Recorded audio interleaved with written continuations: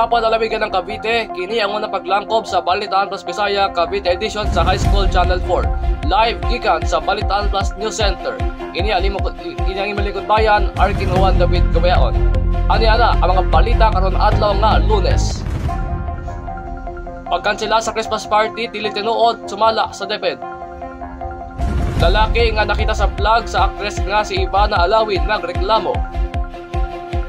O kapisanan ng mga broadcast sa Pilipinas gikondenar ang pagpatay sa usa ka periodista sa Surigao.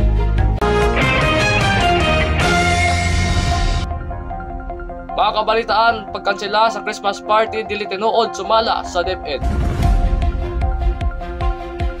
Giklaro sa Department of Education o DepEd nga peke ang balita nga nag-ingon nga tangtangon ang mga Christmas party sa mga eskwelahan. Sumala sa ahensya, wala pa sila'y gipagawas nga bisan unsang pahibalo bahin niini. Gipahanduman sa ahensya ang publiko nga mahimong kritikal sa impormasyon o i-report layon ng mga panid o account nga nagpatakat ng makabakak nga balita.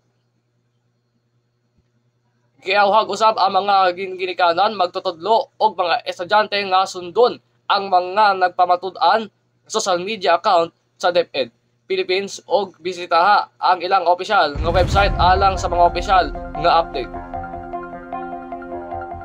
Samantala, lalaki nga nakita sa vlog sa actress nga si Ivana Alawin nagreklamo. Nag-viral ang social media sa Facebook post sa usa ka netizen ang direktang nangayo sa kapamilya star vlogger nga si Ivana Alawi nga tagtang-on ang buntis vlog nga gi-upload miadtong Nobyembre 30 sa YouTube channel sa social media star. Sumala sa post sa tawo nga gingalag video sa ang lalaki sa vlog ni Ivana nga midumili sa pagtabang sa mabdos nga babaye nga miduol kaniya nga walay lain kundili ang vlogger actress na nagpakaarod ignon lang nga usa ka social media o social experiment. Tungod sa nasgutang vlog, ang netizen nakadawat og bashing tungod sa giingong wala pagtabang sa mabdos nga si Ivana. Balikta sa vlog ni Ivana, siya ang lalaki nga giduol sa vlogger samtang nagkaon. Pagkahuman, usa ka tigulang og gubaon nga lalaki ang mitabang kang Ivana. Nakakuha kini og laing-laing mga reaksyon o komento gikan sa netizens. Usa ka netizen ang nagsugyot sa pagani nga mahimo siyang magpasaka og reklamo batok kang Ivana tungod kay ang iyang nawong wala man na blur sa vlog. Samantala, KBP gikondenar ang pagpatay sa usa ka periodista sa Butuan. Gikondenar sa kapisanan ng mga broadcaster sa Pilipinas o KBP ang chapter sa Butuan City ang pagpatay kang Jerry Campos, usa ka kanhing broadcaster nga nagsilbi isip konsehal sa munisipyo sa Marihatag, Surigao del Sur. Nanawagan ang grupo sa mga awtoridad na mohimo og higpit og walay og kagidumigan nga investigasyon aron masiguro nga ang hustisya mahatag dali og walay kompromiso. Gidonggam si Campos hangtod sa namatay nitong Sabado sa buntag samtang naglakaw duol sa usa ka gasolinahan sa barangay Santa Cruz.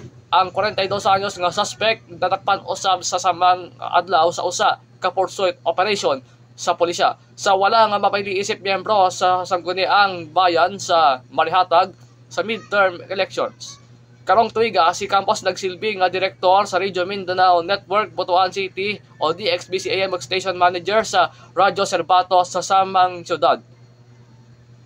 Sa usa ka post sa Facebook, ang Radyo Serbato nang pagtagpahayag nga usab sa ilang pasubo sa pagkamatay sa ilang kanhing opisyal.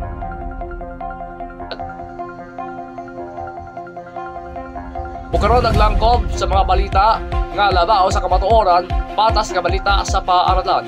Kini ang imo lingkod bayan, Arkin Juan David Cabeaon.